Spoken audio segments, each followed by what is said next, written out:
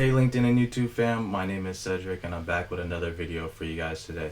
This one being on the topic of PieSync. If you've been following along in any of the videos I've been making in the last month or so, I've been showing you how to set up the stack that we use at DevHub for sales and marketing. Before we got into this whole undertaking, Mark was telling me that, we should find a way to actually have our platforms communicate because they don't have a formal integration, and it would be nice for customer data to be updated in each platform simultaneously. So also that kind of prompted a conversation about like we should get into setting up marketing automation and stuff like that. So I ended up being the guy that, take on this task, and I'm so far a month and a half on this journey, and I say all that to say that, over time you're probably going to see some of this connection logic that I'm doing videos on updated.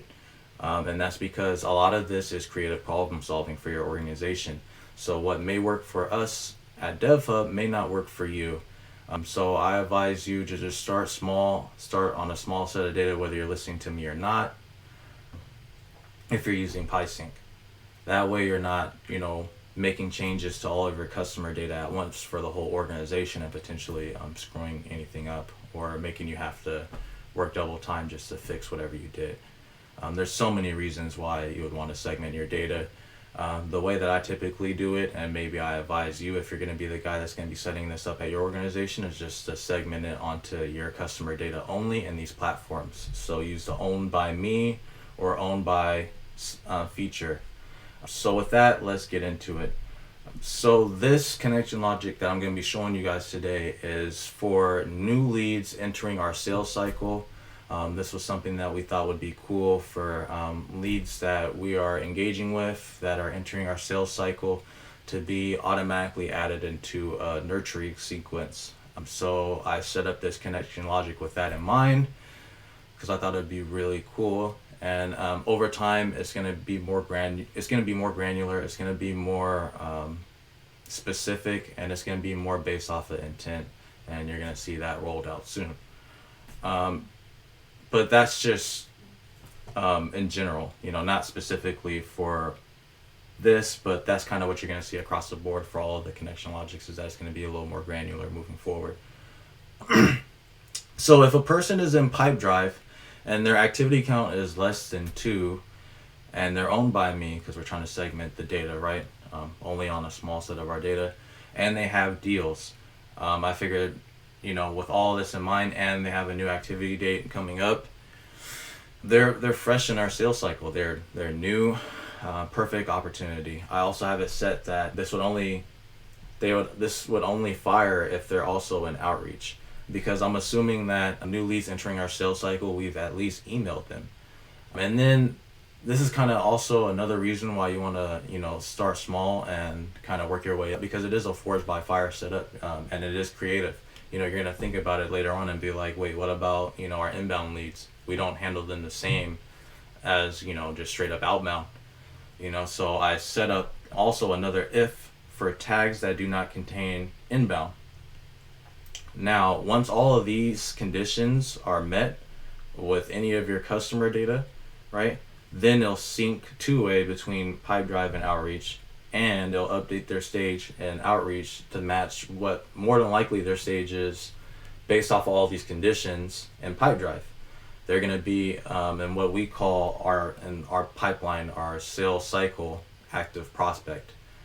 So we're actively engaging them. We're actively going after them.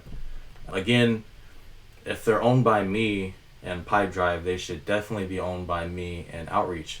So set the owner to me.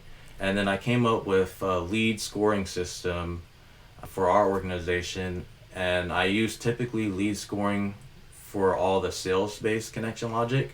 And then for all the marketing-based stuff, I use custom fields. And if that doesn't make sense to you yet, that's perfect, because I'm going to make a video on that soon and why. But yeah, so with that in mind, I can go over to Outreach. All right. And then I could create a trigger. And in this trigger, the only things that really matter is that Outreach is looking for this event for the customer data to be created or updated. And then their stage has to be active prospect, and then they have to be this lead score that I set because I created this lead scoring system. So basically I have like a paper somewhere, and even in the cloud, with like a legend of like all of the lead scores and how they'll, I'll get into that. You'll see. But as long as these conditions are met right here, then it'll fire them off into the sequence. They'll automatically be added into the sequence that we did.